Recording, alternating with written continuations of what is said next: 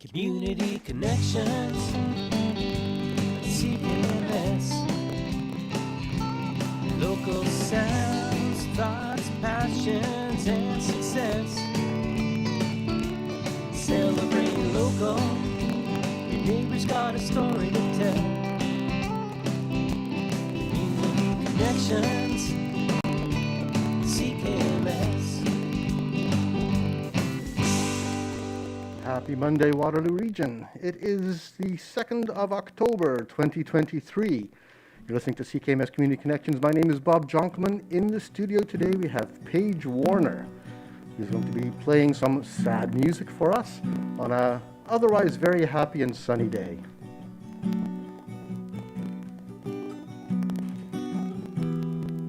I've never been a gambling woman.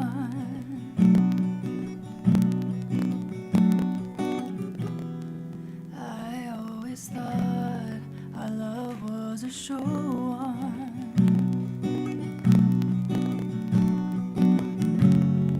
Abandoned and hurt, you left me to burn. My only escape was your illusion. It's a lose, lose. If I leave, will it be forever? Or will you miss me and come back begging? Say you'll change. If we make it final, will that make you change?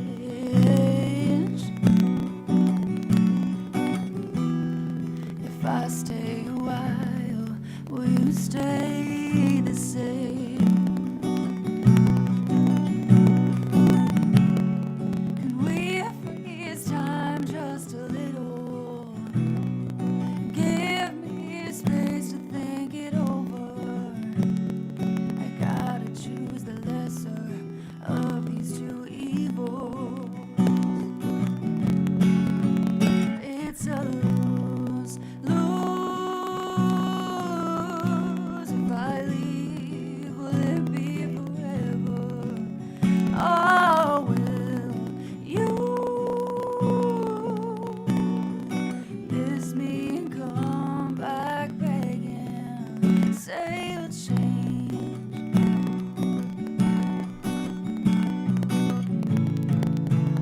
If I go, am I running? If I stay, am I settling? Who am I becoming? Angry and sad, pitied and mad. I broke with your word, now everything's worse.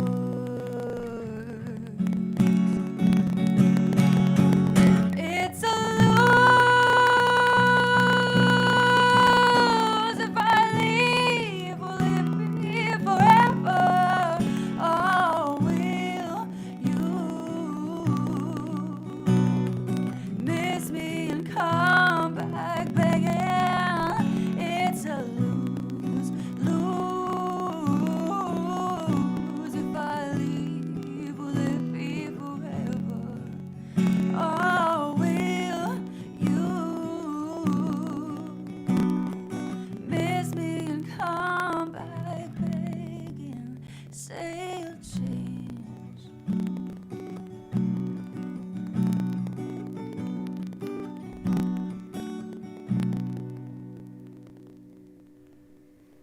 Paige Warner live in the studio on CKMS Community Connections. Welcome. Welcome back to Kitchener and Waterloo. Thank you. It's so good to be here. Thanks for having me. You didn't come from Kitchener and Waterloo today, did you? No, I came from Owen Sound. So an expat. Yeah, Okay. yeah. Yeah. Still feels like home here, though. Yeah. Grew up here? Yeah, I grew up here till about 2 years ago. Okay. And I always say to people outside Canada that Toronto is my hometown, and then if they're in Ontario, Kitchener Yeah. or Owen Sound. So, Yeah, yeah. Girl of many cities. Wherever the home crowd is, right? Yeah, exactly. Yeah, exactly. But you've been back a couple of times, just recently. Yeah, I was at the Emmanuel United concert, which was really great, and then coming back at the end of the month too, which is exciting. Yeah, we'll talk about that for sure. Yeah. So tell me about the Emmanuel Church concerts. We had Neil Moog Sulison a few months back, Great. and he was telling me about the concerts, and hopefully we'll get something going with him so that we can partner on airing some of those concerts. But you were in the church, Yeah. and was it Yeah. nice? It was stunning, honestly. Like, they have a really special thing going there. The room is gorgeous. It's not like any other venue you'll probably play at. It's amazing woodwork and just kind of that old architecture of a church. So, you really honestly don't need a sound system. They have it, but it's like beautiful acoustics and everything. So, stunning. Be great for doing some live recording for the radio. Yeah, I agree. Yeah. And you were playing somewhere else too. You said out by the market? I did a pop-up concert with Good Co. So they put up pop-up concerts around the city, and we did one at the Kitchener Market. I did that with my full band too, so that was really fun. Oh, I got a full band. It's just you here today. Yeah, it is just me. It's actually rare. I mostly play shows with the full band now, so doing solo stuff feels a little, I don't know, new, I guess. Back to the roots. Yeah, exactly. Who's in the band? Introduce your band members. So it's actually a rotating band member list, because I'm like a solo artist, and I kind of just bring players in to fill it out. But I have a few that are playing for the next couple concerts, which is, we got Curtis, Steve, Marty, Jacob. They're all great musicians in their own right. And but it kind of switches up depending on the show. I think everyone's in like 5 different bands. So it's that kind of vibe. I just bring on whoever can make it, and all good session musicians. Yeah, totally. Yeah. It's really fun. Okay, so let's talk about the upcoming thing, because I just can't wait. Yeah. Okay, sounds good. So I'm really excited. I'm opening for I the Mountain at the Kitchener Register Theatre on October 28th. So that's like obviously an amazing venue, and growing up I knew of it since I was a kid, because it's just like an iconic venue around here. And I've been a fan and a friend of I the Mountain for a while, so I was really excited that they asked me to open for them at their biggest Kitchener show yet. So it's going to be fun, and I'll have the full band there too. So it's the whole thing. I was really privileged to have I the Mountain in the studio a few months, or just about a month ago actually. Where they made that first announcement that they were going to be playing there. Oh my gosh, so I love it. the scoop is here. The scoop is really here, double here. How'd you meet the I the Mountain people? Oh gosh, I gotta think when the first time I met them. It's been years. I think maybe I met them at a festival, probably a Kitchener festival. They might have played one of the concert series as well with Good Co. But then, of course, I've been on Midtown Radio too, which is great. Oh, yeah. So, and they're all involved in that as well. So, they've been great supporters too. They're just like... Want to do some partnership with Midtown Radio as well. We've got the transmitter, and they've got all the interesting shows. Nice! I love it. That's great. So that was a few years back that you met I the Mountain, but you've been doing this a lot longer. I mean, I've got recordings here from you back to 2014. So I started releasing music in 2018 was my first like official release on the whole internet, but I was playing right out of high school. So there'll be stuff on YouTube and everything. But I jumped into right out of high school, so it feels like it's been 30 years. It hasn't, but it does feel like that. It's probably been about, how old am I? It's been about 10 since my first like official gig. Okay. Yeah. And how'd you get started to get that gig in the first place? So I mean, I knew I always wanted to be a singer first and foremost. I think I decided that when I was like 7, so there hasn't really been another thought in my brain other than to do music. But I was in high school, and I played like the little cafes that high schools put on, or shows for charity and stuff like that. So that's where I really started. The talent show. Yes, exactly. Yeah. And then my dad is a musician too, so he got me singing with jazz bands for some like conferences, like foyer music, that type of thing. And then my first gig was actually at I don't think it's called this anymore, but White Rabbit in downtown Waterloo. Yeah, I remember the name. Yeah, it was open for a little while, but that was my first time playing live. I was so nervous. That was my first gig, and it was like in the background in a bar, and it was so low pressure. But so my roots are very much in Kitchener-Waterloo. Oh, that's great. Yeah. Is that reflected in your songwriting? I think so. I think growing up in a really musical community, I would call this a musical community, I think really helped. There was a lot of opportunities and a lot of really supportive musicians. I do see a lot of competition in other cities, but I don't really see it in Kitchener-Waterloo. Like, I think musicians are relatively supportive of one another and want to bring them along. And like I the Mountain having me as the opener, they could have asked anybody, but they asked another local person, and that's just like, I think that just shows the support that's here. This place is just oozing with talent. I Yes. mean, the amount of local music that we've got in our digital library is just incredible. Yeah. We could play largely local music pretty much all day long, I think, without having to repeat.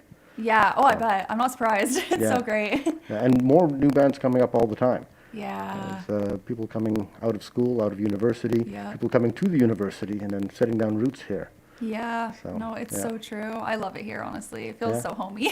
Why'd you go? Why'd you leave? Well, so during COVID, I was living by myself, and I was like kind of sick of that feeling. I couldn't go see friends or anything, and I was by myself. So I moved up because my mom lived up in Owen Sound and my sister. So I moved in with them, and I just haven't really like found a place to land yet. So I'm staying with them right now, which is Okay. nice. Yeah. We're all really close. So, yeah, but I come back and forth a lot. I feel like I'm half the time out here and half the time in Toronto, and you know, yeah. Is there a lot of music up in Owen Sound? There is actually. There is a really great venue up there, which I think helps local bands be able to play and stuff. But it's a pretty artsy community. Yeah, like especially like fine arts too. There's a lot of that and like craftiness too. Okay. So I think musicians find a good place to I land guess as they've well. got the scenery for the painting and whatnot. Yeah, it's very inspirational. Yeah. Yeah, exactly. But you're still traveling around Ontario to do the gigs. Yeah, for sure. And I mean, it's all feels close. You know, Southern Ontario isn't that big. It's all within a day's drive. So. Yeah, wherever I am, I'm going to be traveling back here too. Yeah. What kind of gigs do you mostly do? Is it the back of the corner restaurant gigs? I actually stopped doing those mostly like last summer was the first summer that I transitioned to pretty much just festivals or like ticketed shows or sometimes those pop-up concerts, like I said. And most of the shows are with the full backing band that I have put together. So yeah, they're a little bit, I guess, higher production over the past couple of years, which is a lot of organizing, but it's really paid off. Yeah, it's really fun. How do you land the gigs? Do you have a booking agent? No, so I'm like my own person for pretty much everything That right happens now. so much. Yeah. There's so many people who are out there flogging themselves to get the gigs, to get the recordings, to find other musicians to play with. Yeah. That's got to be exhausting because, you know, that in itself is a full-time job. Yes, exactly. Well, I always say that to people, like so many musicians are their own agent or their own manager, their own, you know, everything, social media manager, marketer, all that stuff. But I like it. Like I like being able to wake up and do something different every day. It keeps me inspired and stimulated, and yeah, I honestly don't mind it. It is a lot. Like there's definitely stuff that suffers. I can never do everything like as 100% good as I would like to because there's always other stuff that I need to take care of on the table. But yeah, it keeps life interesting, honestly. I'll bet. Is music the full-time job for you? Is that? Yeah, so I am working in music full-time now. I started, unfortunately, February 2020. Oh. Yes. Bad choice. Yes. Not that you could, you know, predict that in advance. No, but I think it was like 2 weeks before everything shut down. So that was really bad. And I had like saved up and I was like, okay, February 2020, I'm like going to be ready. I have money saved. I'll be fine. I have gigs lined up for like, you know, 3 gigs a week. So I'll be fine. I know. And then, yeah, everything shut down 2 weeks later. And I was like, well, I guess all this money saved is, you know, being put to good use still. But yeah. Yeah. Do you do anything online when the live gigs dried up? Yeah, I did do some live streams, and there was a few festivals that switched to online, and they did like performances from all the artists that were supposed to be on the lineup online. And I did do one with I the Mountain. Actually, they ran one online too. So yeah, and those were really fun. I think they filled a hole that was obviously there from the pandemic. Everyone missed live music, but it is really good to get back to real live shows with bodies in a room. Yeah, we did a little bit of that too. We had Rob McKenna, one of our producers, put together a couple of live on-air shows with people just performing from their home studios. Yeah. It's tough to arrange that kind of thing. You know? It is. I think everyone probably improved their home studio during that time, so that's a bonus. You Yeah. know, everyone knows how to do it now a little bit, but yeah, I definitely did a lot of those, setting up a camera in a corner so no one sees the mess behind me and all that stuff. Exactly. Put the drapes up behind you. Yeah. Curtain or a screen, you know, no one has to see the kitchen. And are you still recording music there? I record music usually like in a studio with a producer. That's one thing that I do not try and do on my own because I'm like, I can never dedicate the amount of time that I would like to perfect it, so I'll just leave it to the professionals, yeah. Which I do in town too here, so. You've got a good catalog here, so we'll talk about doing some studio recording in a bit. Yeah. In the meantime, do you have something else you wanted to play? Yeah, I do. I'll switch over to the piano if Okay, that's cool. do that. We've got a fairly cramped studio with the piano set up at the end of the control desk here. I'm making things difficult. Paige is Bringing just- 2 instruments. Yeah. Okay. What are you playing? So this song I actually wrote in high school. I thought I would do a little throwback song from when I was living here. So yeah, I wrote this in high school about a guy that I knew in high school, and I was kind of like falling head over heels for him, but I knew that it would be a really bad situation if I pursued that. So I wrote this song called Please Don't Look at Me, and it was on my first EP that I released, so it always feels a little sentimental. Okay, Paige Warner, live in the studio.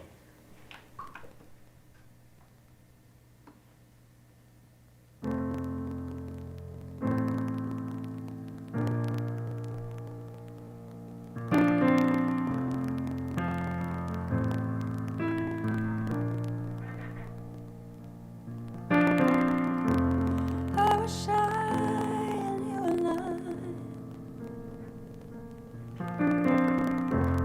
I was insecure and you made me feel hot. Everyone loved you, were such a clown. A familiar feeling, I wanted to stop. I'm done with this now.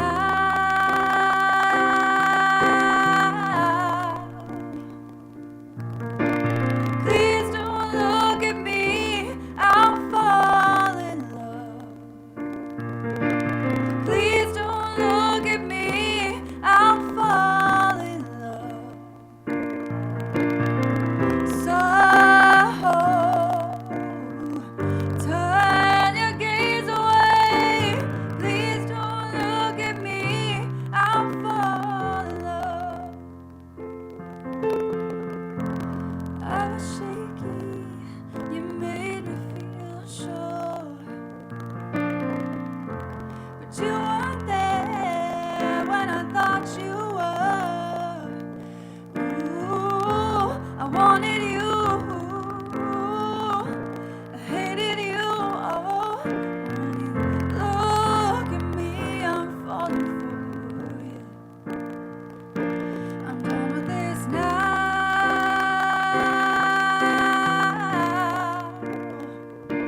I'm done with this now.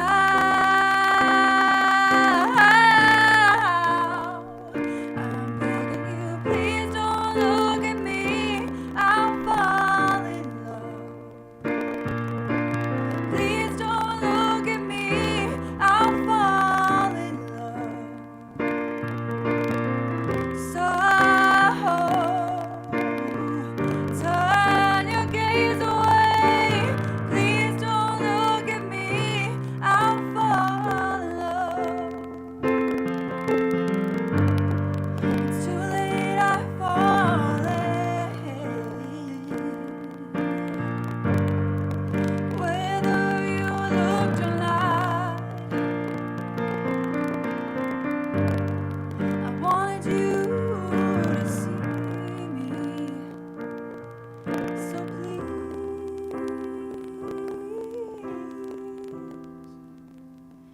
oh, please, just look at me.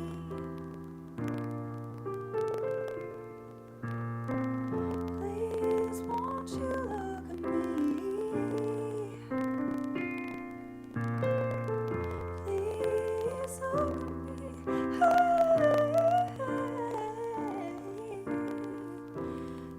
me. I've fallen in love.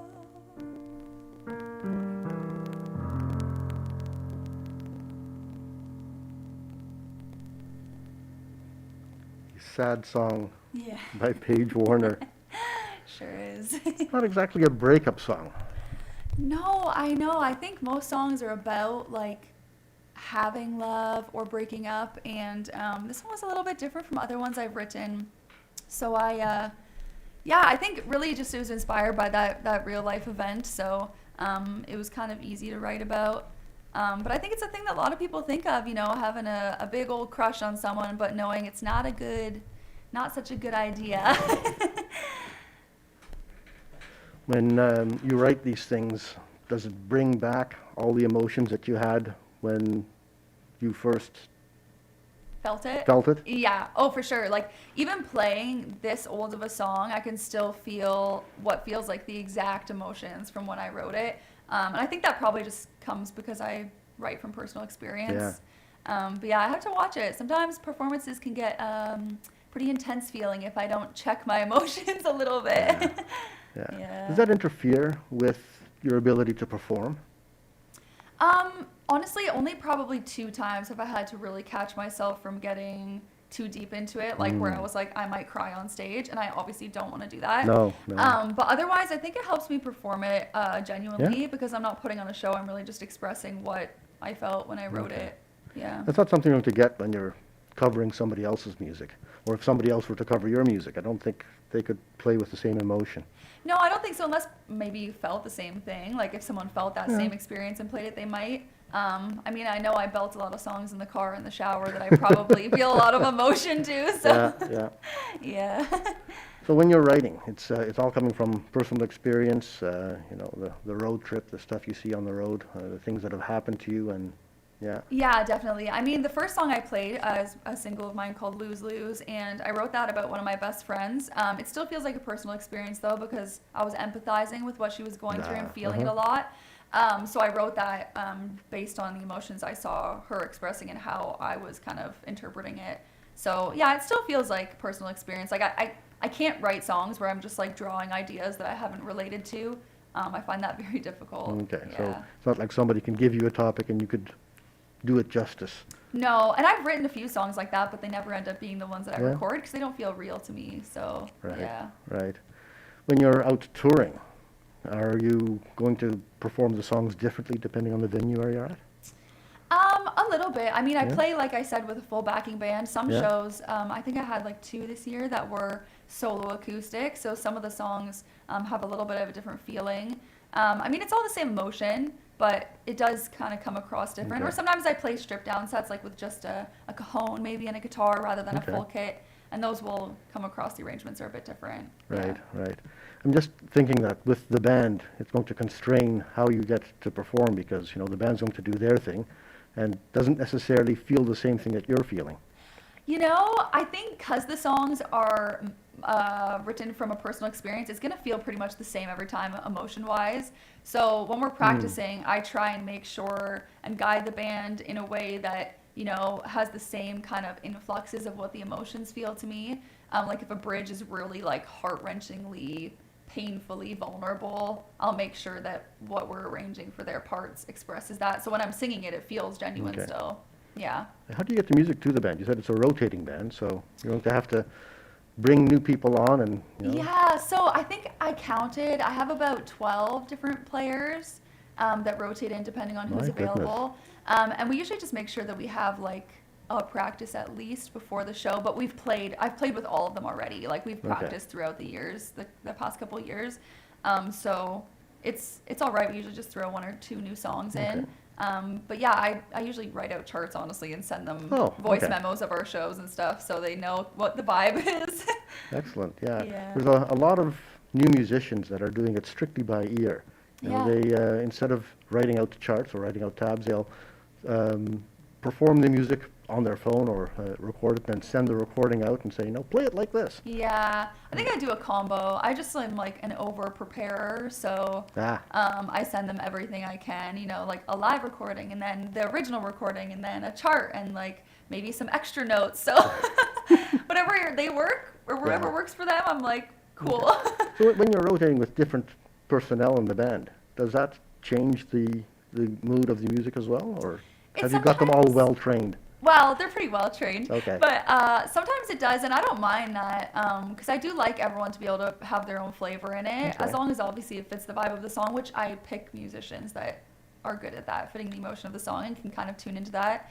But yeah, like, you know, the solo is a guitar solo. I just kind of let them do what they do. Right. So it'll have a different vibe. But Okay. yeah, as long as they fit with the motion, I'm like so happy. And Okay. it's fun for me being on stage hearing a guitar solo I didn't hear last show, right? Like it's really, it's exciting. So you get to Keeps it enjoy the fresh. show too. Yeah, I do. Yeah. Sometimes I want to just jump off stage and watch them for a little bit, but I don't do that. No, no, no.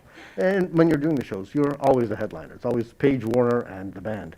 Right? Yeah, and I usually just say Paige Warner because all my shows are pretty much with a full band Right. now. And then if I have an acoustic show, then I'll specify that that's, you know, a stripped down acoustic Right. show because they're kind of rare. So yeah. Right. Well, what makes you decide to do it one way or the other? I always prefer to do full band unless the venue doesn't fit it. Like I've done some venues where, like, say they only have a 20-minute set or something, and it doesn't make sense to bring the full band in for that. Sometimes it's because of pay, unfortunately. Oh, And yeah, sometimes it's just like a festival or like a lineup that's designed to be acoustic, and I'm always happy to jump in on those still. But obviously the full band would be a bit much. right, right. Yeah. Trying to squeeze a full band into here, for example, would be Yeah, a little tight. I thought about it, and then no. yeah, probably for the best, because Yeah. this way we get to focus on you.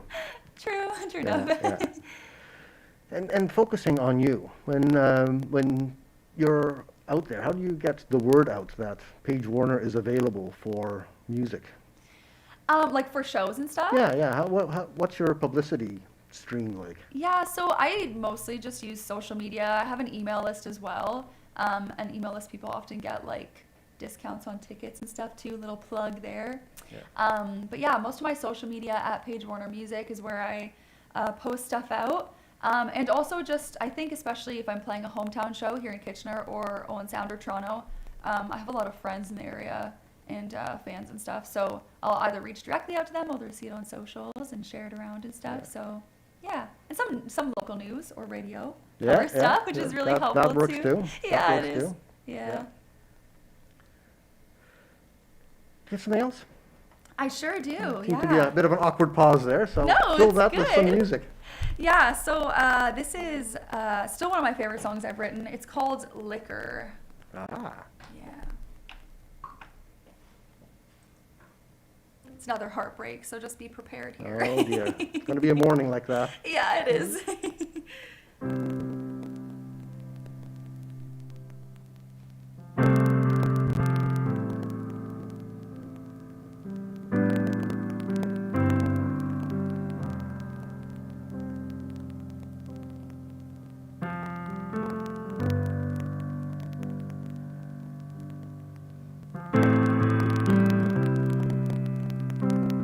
You abused me.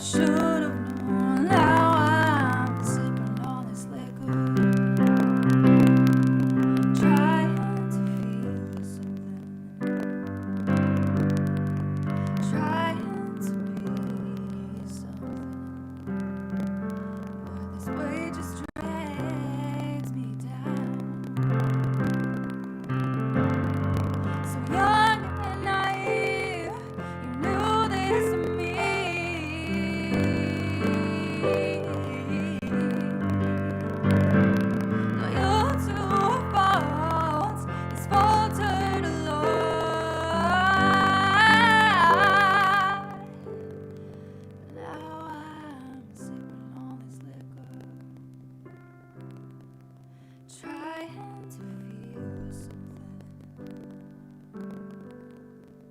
trying to be something, but this weight just drags me down.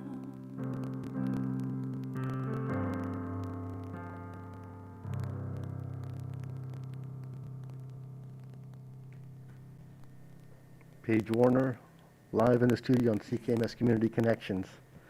Another sad song. Yeah, definitely. Makes one think that you've had a terrible life.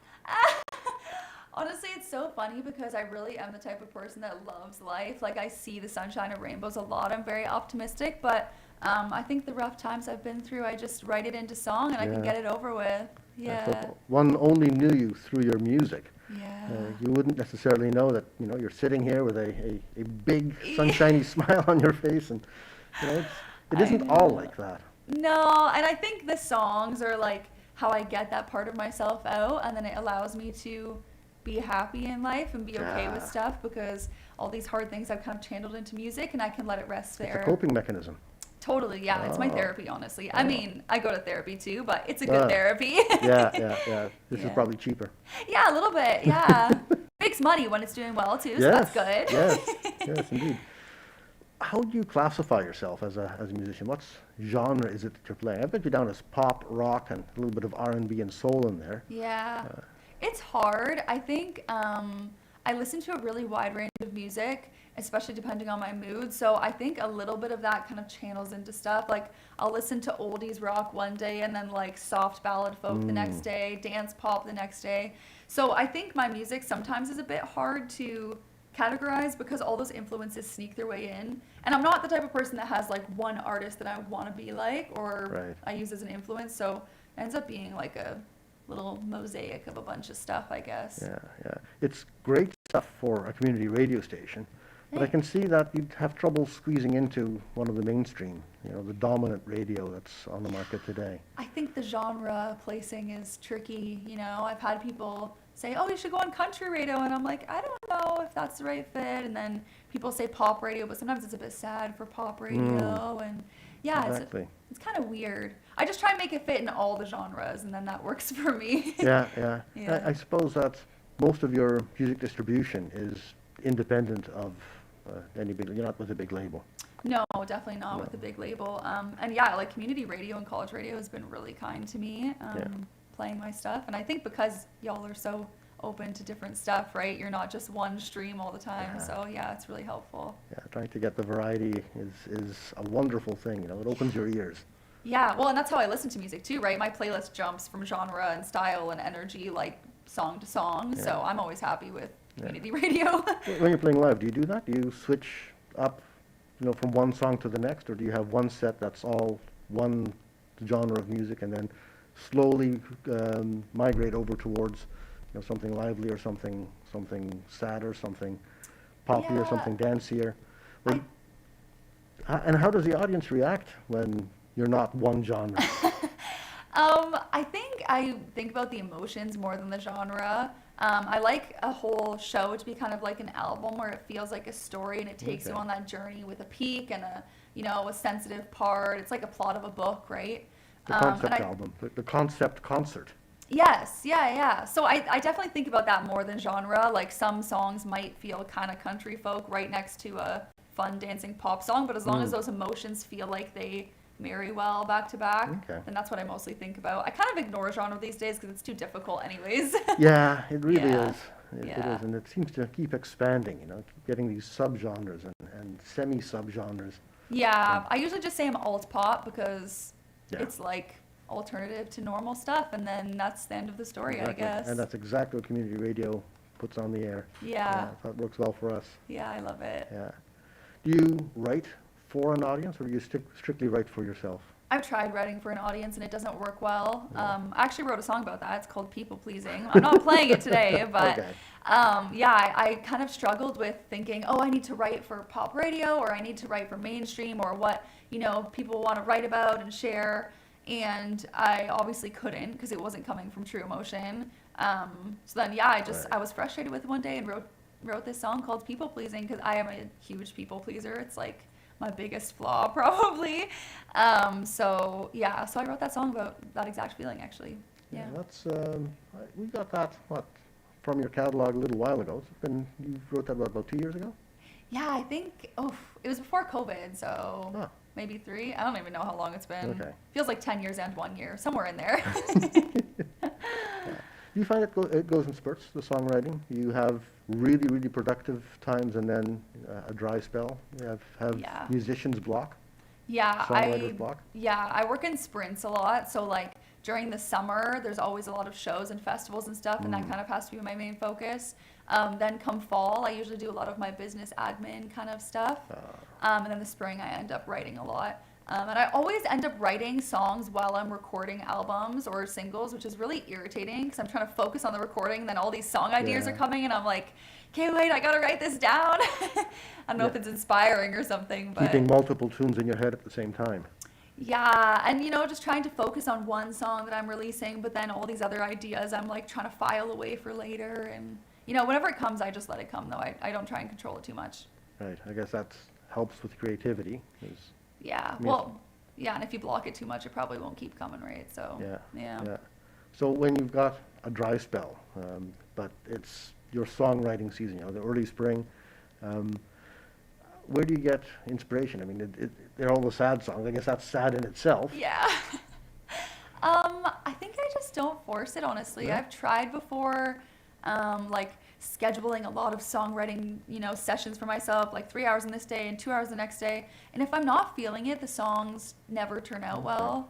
So I think the main thing is that I try and keep myself flexible, whatever time of year it is, in that if a song is coming to me, I always prioritize that. Obviously, like if I was right here and got a song idea, I would wait till after the thank you. show. Although it'd be really interesting Yeah, to see that's the whole process of the true. creativity of creating a song. There's a new show idea for you. That'd be fun. That would be. But yeah, like if I'm at home doing some emails to different news sources, I'll probably just pause and let the song come. Even if like I wanted to have those done that day, I just let the song come because it's like speaking to me and it's that time. I'm not trying to make it sound super spiritual or something, but it does feel like that sometimes. Yeah. And you just have to let it happen because I've turned song ideas off and then they don't come back later and it's Right. bad. Yeah. When you do get something down, how big is your revision process? Usually I start with like the melody and kind of theme and words. Yeah. Melody but- first, then lyrics? They usually come at the same time. Oh, okay. Yeah. But then like usually different kind of arrangement or instrument ideas are happening at the same time. And I just like sing those into a voice memo. But yeah, usually I have like some sort of vision of what the other instruments would do in the track and stuff, but it's never mapped out Okay. until probably I'm preparing to go into the studio and then I really write everything down. Yeah. Tell me about the studio stuff, because you've got a bunch of, well, I don't know if they're albums or EPs or just individually produced singles. Yeah, a lot of singles. I have one EP out that I released first, and then it's all been singles till then. I am working on something else, which I haven't announced yet, but yeah. Do we get another scoop here? Yeah, inside scoop.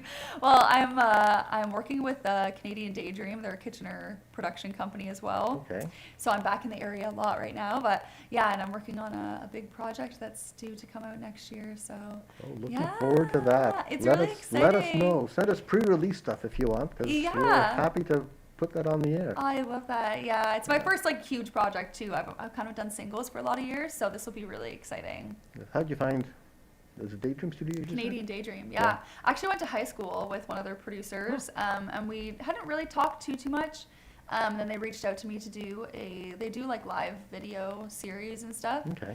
They record it and post it on YouTube and all that. So they reached out to me to do one of those, and then we kind of stayed in touch, and I saw the work they were doing, and I was like, ooh, this is good. They mix genres well, and they think outside the box, and they're really easy to work with. So Okay. yeah, so I did my recent single, Stockholm Syndrome, with them, Okay. and then the upcoming project I'll be doing with them as well. So All right. yeah. And so going into the studio, you've got your music all set.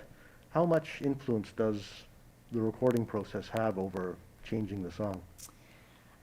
They're really good at following the vision, Yeah. I think, which is a big reason why I wanted to work with them for this project. But also I really value other creatives' ideas, because I think like sometimes the more creative minds you can get on Yeah. something, the better. It sounds like you've picked this studio to do exactly that, to provide you with Yeah, creative exactly. input aligned with your vision. Totally, yeah. And they're really good at like feeling the vibe and emotions that I'm trying to portray in the song, and they, listen to that. And they also are really like flexible. If I say, oh, I kind of want the bass to sound like this, they're like, cool, we'll do it. So yeah, they're very easy to work with. Yeah. Yeah. Have you ever run into a producer that doesn't line up with you? I mean, I've been really lucky. I've worked with really great producers for all my songs, but I have kind of started working with a few and then let it, fizzle Yeah. out a little bit. But I think it just depends on the type of musician and the type of like work process that you do. Some musicians really like a producer that directs things and, Yeah. guides the whole project. And some want it just to be fully hands off and they're kind of just doing the engineering parts of it. So I think it depends on the musician, but yeah, I like someone that has some thoughts to add in, I guess. Okay. Yeah. 'Cause, I've heard it both ways now. It actually struck me by surprise that producers might have so much creative influence on, the actual outcome of the song. Oh yeah, and I mean some producers end up getting songwriting credits on the song too because Yeah. like their production influenced it so much. So And that surprised me, that kind Yeah. of thing can actually happen, that, yeah, the and I think producers are so musically inclined. yes. Yeah, and I think a lot of producers now, especially because you can, do it out of your bedroom if you want to. A lot of Right. them start as musicians and then transfer into producers, so they like a lot have that kind of understanding in bed rather than just being a Right. producer in that sole lane, which I think helps honestly. Okay. Yeah. You thinking of doing any production work, like doing a complete album, start to end, in your own studio? I don't think so. It's one of those things that it would take so much energy and time to perfect. And I think it would take away from my other commitments for my career and what I'm like, I guess what my strengths are. Like, I don't think production is a strength of Okay. mine, so I would never want to hinder my career by trying to do it by myself. if that Sometimes makes sense. sometimes you get the idea that the production of the music is as much part of the creative process for the musician as, writing the lyrics and the music was in the first place. Yeah, I think a lot of musicians feel like that. I have tried doing some self-production, but yeah, like it never felt like it was part of the song experience for me. It was more just like a task that had to be done, and I don't want to put that into my music. So I'll do demos and stuff to send out to like producers or Okay. like if I'm, testing out a song and want people's opinion, I'll do that. But everything else is done Right. by the professionals. Right. And so all the recording gets done at the professional studio. Yeah. You're not recording any part of the tracks to actually incorporate into the produced music. No, on the only product. one that I have released that I did in a home studio and then just got a producer I was working with to kind of touch it up was a song called Do You Remember? It's a duet. And I recorded that during COVID, of course, so Yeah. that we couldn't go into the studio. And that was actually the demo for it. I sent the demo to the producer and then, as we saw that the lockdown was going to keep going, I just said, hey, can you just, clean up this demo I've sent you and see if we can Okay. release that. And it's very stripped down if you listen to it. Like it sounds like it's in a home studio. But I think it works. Okay. Yeah, but that's the only one. The rest are Yeah. done by the pros. Yeah. How do you find these places? I mean, Canadian Daydream is people that you knew from way back when. Yeah. But has that been the case for all of your recording sessions? I gotta think. Yeah, so my first EP I recorded with a childhood family friend, so that was a friend as Okay. well. The next one was a studio in Cambridge. The producer reached out to me and I reached out to them and we just kind of connected and Okay. then worked with them. Josh Polaz is a great producer as Okay. well. And then I worked with a guy in Collingwood, Craig Smith, and I got recommended him from another musician. So it's usually either recommended or friends, Okay. because I like to have that initial, make sure everything's legit. Yeah. Somewhere there needs to be a list, because there's a lot of up-and-coming musicians who want to get their music Yeah. produced. They want to find studios, they want to find other band members, and Yeah. really don't know where to turn. Even for things like booking agents, where to find the gigs, how to get a venue that's amenable to the music you're playing. Yeah. So somebody needs to come up with a list. Yeah, I usually just like if I'm looking for a specific producer, I usually just look at the song credits on Spotify. Excuse me, and that's how I find like other producers to reach out to. Honestly, I would recommend that. Like if someone knows that an artist, like say I the Mountain, for example, you want to go find who produced their songs, just go look at their song credits, and you can, possibly Right. reach out to that producer. But it Yeah. takes more time than a list. And are producers and recording studios generally receptive to accepting new clients? Yeah, I think Um, I'm just wondering where the market saturation is. Yeah. Is it a musician-driven thing, or is it an engineering producer's world who get to choose and pick? Yeah, I think it depends on what type of project you're doing. Like if you're doing more of a collaborative thing where you're kind of splitting everything with the producer, then I think both parties kind of want to filter and make sure that it's a really good fit. But I know a lot of producers just do work for hire, so you can just hire them to produce your thing. But from my understanding, I think really good producers sometimes are a little bit selective. And maybe that's a good sign, if someone reaches out to a producer and they're a bit selective, it's maybe a good sign that this is, someone that's taking it really seriously. Yeah, that's good, I Yeah. guess, except when the fit doesn't fit. Yeah, exactly. And I always want to work with producers that are excited about the music. Like if a producer says, oh, I'm not feeling this song, I won't continue. Okay. Like I'll find a different song to work with them on. Right. Because obviously it's hard to produce something that you're not feeling. Yeah, because if the producer has that much influence in the creative process, then Yeah. you've got to be aligned. Totally, yeah, Yeah. I agree. Yeah. Yeah. 1:45, almost done. Wow, that was quick. You have something else? Yeah, I got it. Squeeze one more in there. Yeah, okay, sounds good.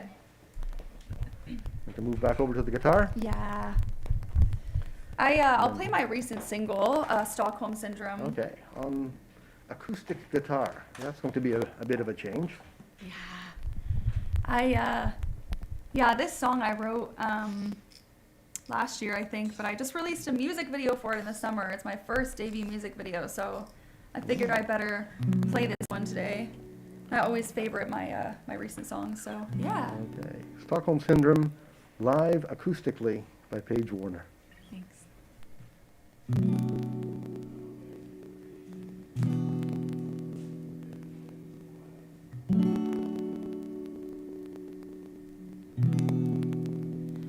I obeyed your screams, nothing new to me.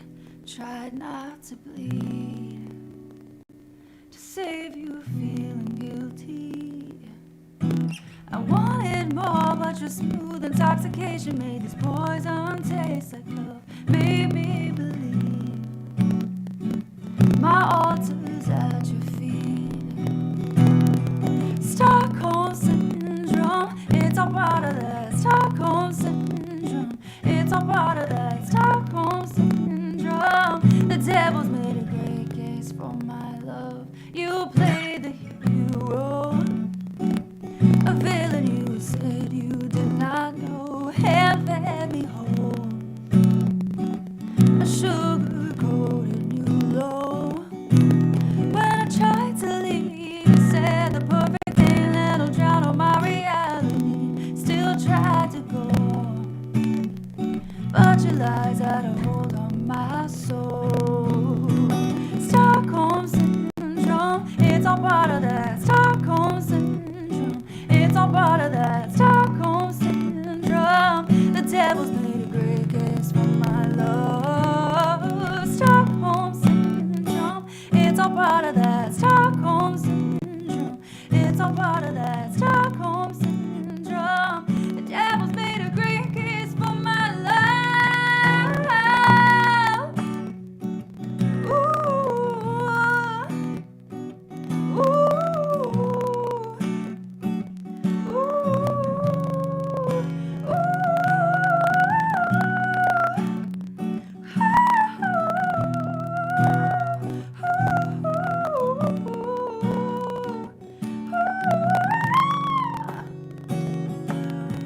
Stockholm Syndrome, it's all part of that. Stockholm Syndrome, it's all part of that. Stockholm Syndrome, the devil's made a great case for my love. Stockholm Syndrome, it's all part of that. Stockholm Syndrome, it's all part of that. Stockholm Syndrome, the devil's made a great case for my love.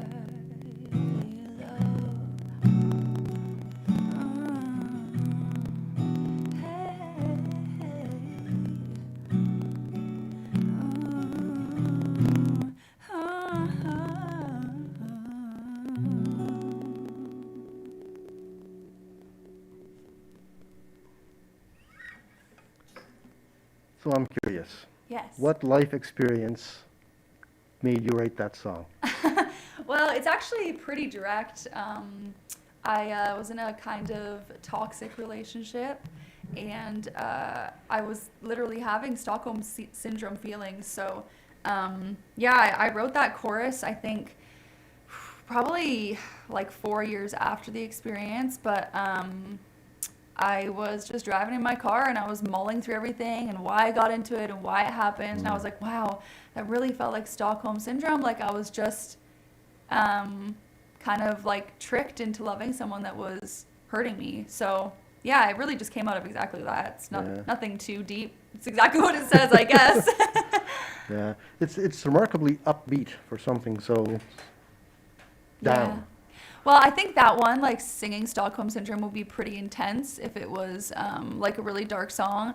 And I actually took the melody that I wrote for that and I challenged myself to write the happiest song I could. And out of those 10 songs, I chose the happiest one, and Stockholm Syndrome was that one, which obviously isn't happy. But yeah, it has a little bit of energy and it's fun to dance around too. And I think I wrote it like that subconsciously on purpose because I wanted to move past the situation. So I wrote the emotional feelings out, but I wanted to feel the happiness of how I feel now. So it was a combo, I guess. Okay. Yeah. Okay. It's good to know that because it puts everything in perspective. Yeah. Yeah. Yeah, it's interesting. That's my recent one, so it still feels very fresh. Yes. Yes. Got that on our playlist as well. So you'll be Yeah. hearing that on the radio from the produced version Yeah. a little bit more often. Sweet. Thank you. Yeah. Do you want to do more of that kind of thing? Like writing? Well, not just writing, but you know, the individual singles, or you said you were coming up with a big new thing. Yes. Which is a multiple. Yes. Yeah, You got multiple it. Yeah, and I songs. really do enjoy doing singles because my genre or style or emotion switches so often. Okay. I find I just release what feels right to me at that time. But yeah, it feels like it's time, and I have a lot of songs that have kind of been waiting for that moment. Songs that maybe don't fit to release as just a single, are better like as a full project. Okay. So yeah, I'm really excited to like dig those songs out that have been waiting a few years to be shared. Yeah. And that's going to go into the studio when? Sorry? When are you going into the studio with that? Oh, this month actually. Yeah. Oh. I'm already kind of back and forth with them, and we'll start getting on stuff, and they sometimes do some stuff remote too. So yeah, I'm really excited just into that process now. And when do we expect results?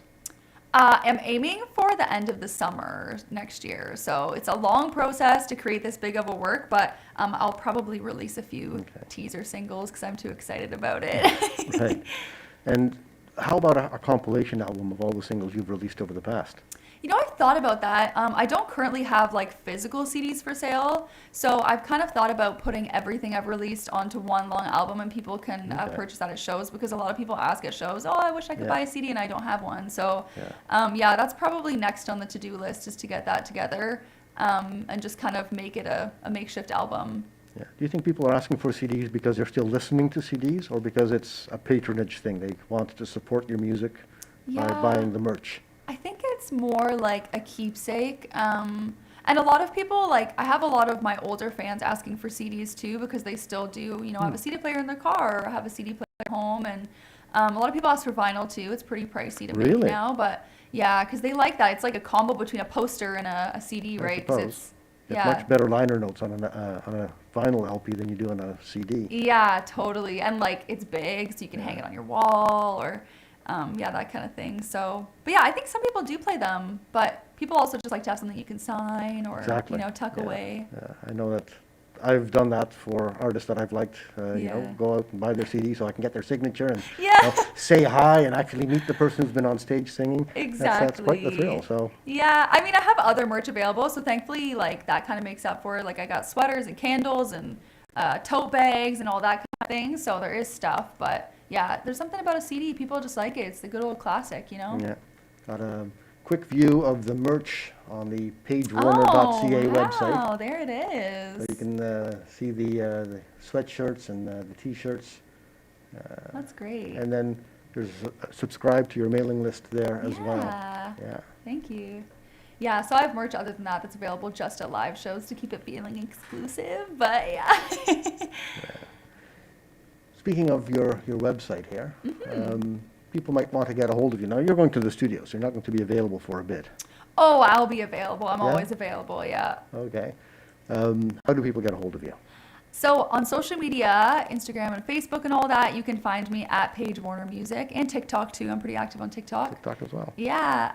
And then my website, as you just showed, paigewarner.ca. And also, I'm always happy to chat over email. If you sign up for my email list, that if you reply to that, it literally sends to my email. So it's always good to have conversations with people and see how they're feeling about the music. So yeah, if you sign up for my email list, you can just shoot me an email and have a direct convo. Right. So that counts for fans, Oh yeah. but also people who want to bring you into their venue to play a Totally. concert. Yeah, all of the above. Yeah.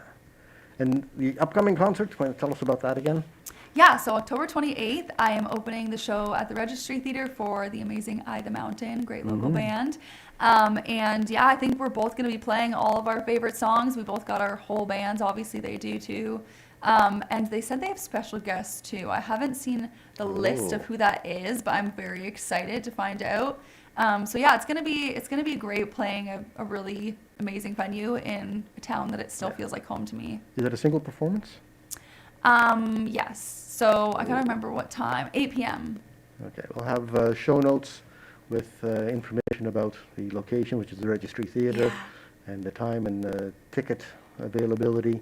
Yeah. There's probably a reasonable chance that those are going to be sold out really quick if they aren't already. Yeah, I think that's kind of where we're heading already. So yeah, definitely get those if you haven't. Yeah. And that's my birthday weekend, so come Oh, celebrate my birthday Well, too. happy birthday to you in advance. Thank you.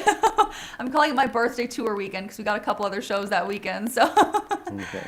yeah, I think we're just about at the end of the hour. amazing. You know that? Goes Wow, fast, that doesn't went it? so fast. Yeah. It felt like 5 minutes. Yeah.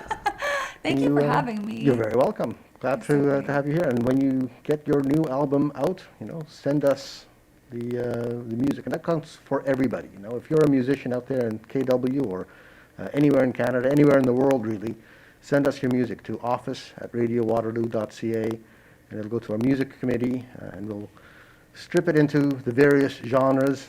I tend to do a lot of the local music. Yeah. Tend to put the KW content into the library and play that on the air. That's But amazing. all genres go, and all locations are up for grabs. I love that. Yeah.